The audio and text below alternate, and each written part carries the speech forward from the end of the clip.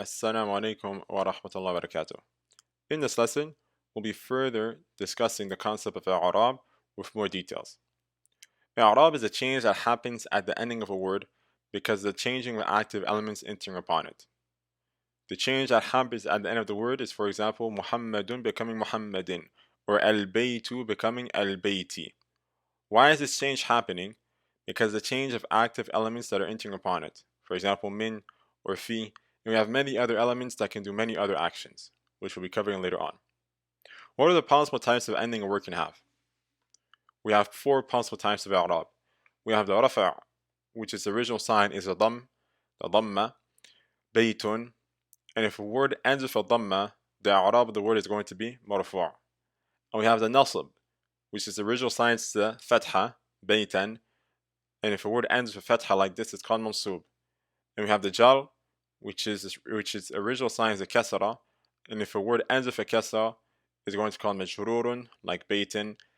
We have the jazm, which the original sign is the sukun, and if a verb specifically ends with sukun, like adhab, is going to be called majzum.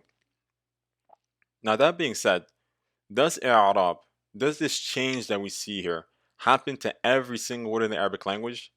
I.e., can every single word in the Arabic language go through these changes, from baytun to baytan to baytin, masjidun, masjidan, and so on and so forth?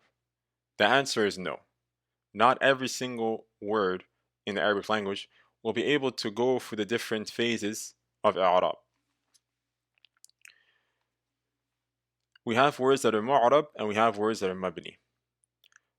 The i'rab does not happen to every word in Arabic. Rather, there are two types of words. Al-mu'rab, which is a word whose ending can change, i.e. can take i'rab, can accept i'rab, and al-mabni, which is a word whose ending can never change. An example of a word that's mu'rab is al-baytu. Al-baytu is a word that's mu'rab because it's a word that can change its ending. Al-baytu can become al-bayti or al-bayta, depending on the active element that comes before it. While certain words, like hada, will never ever change. Hada, no matter what precedes it, will never go from hada to hadi or hadu or any other change. Rather, it's mabni. So it's a word whose ending can never change. Hada will always say as hada, even if fi or any other active element comes before it. Hada, fi hada, unlike al-bayt. So this is the difference between words that are mu'rab and words that are mabni. Let's see a slide that might help us understand this. The types of i'rab and where they are used. We covered the four types. Now we're going to see where they're found in and where they're used in.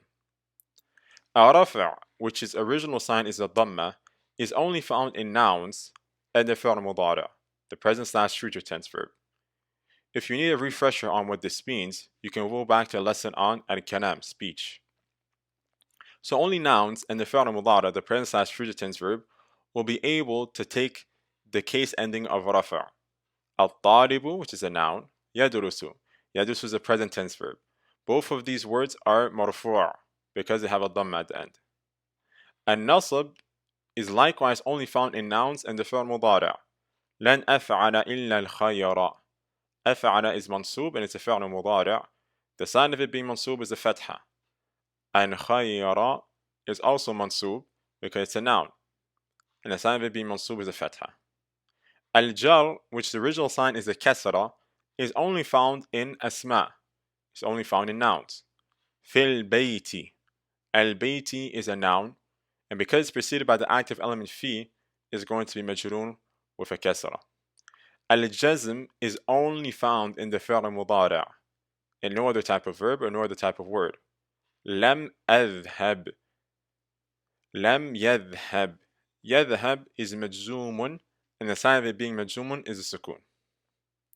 Note, all huruf, all particles, and the two other tenses of verbs, the past tense and the amr, are mabni, meaning that they're stuck and can never change. Again, if you need a refresher on this, I recommend you go back to a lesson on al-kalam, Arabic speech. So that in a very brief sense is an explanation of al-i'rab, which will be further explained and further detailed in further lessons.